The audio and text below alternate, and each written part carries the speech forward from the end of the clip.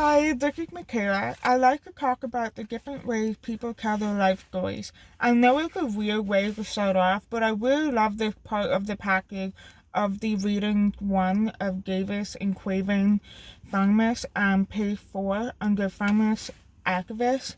Davis talks about her data that she collected from black women living in a women's shelter in upstate New York of their violence life stories. What I really like was David sharing her honor of women different ways of telling their story. For example, she mentioned how one woman drew important moments, another preparing a lifetime. Even a woman wasn't comfortable talking when David was looking at her, so she auto-taped her life story in a different room. I really love the fact that she was able to communicate with many women in different ways to understand one another. People with different languages and culture doesn't stop from communicating with one another. David was able to communicate with another woman who doesn't speak English by showing David stack of pictures that she wanted to share. It was very inspiring to see people still able to communicate their story, still able to share their story no matter their differences.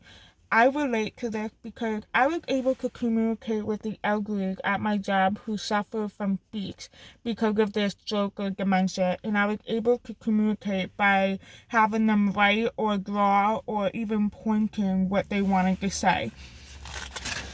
Another passage I want to talk about was from reading 2 of Age, Race, Class, and Sex. Lloyd talked about women redefining differences between races, age, class, and sex. People are being judged and expected to be in a certain way. Racism is still an issue. Black people are dangerous, or LGBTQ are the problem, or have mental issues. People need to worry about their looks, language, culture, sex in order to survive. I thought it was just a major issue and very sad to hear this kind of situation because people doesn't deserve to worry about their own life and to survive because of the way they are. Everyone is human being. I really don't understand why people have to worry about certain schools or certain stores or certain people and I don't know, I just feel like everyone should be accepted for who they are because we're all human. By the end of the day, we're all human.